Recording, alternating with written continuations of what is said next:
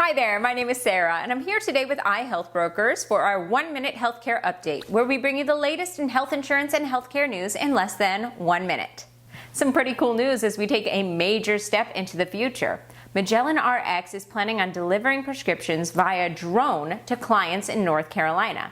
They're still waiting on the Federal Aviation Administration, which is the FAA, for final approval, but they do expect the service to begin sometime this year. They consider this on-demand technology to be consumer-centric in that they will be delivering prescriptions directly to customers' homes on their schedule. If you have any questions about your health insurance, please feel free to give us a call at iHealthBrokers at 888-918-0518 or send us a message. And as always, you can find us at iHealthBrokers on Facebook, TikTok, Twitter, and Instagram, and of course, YouTube. Thank you so much. We'll see you next time. Bye-bye.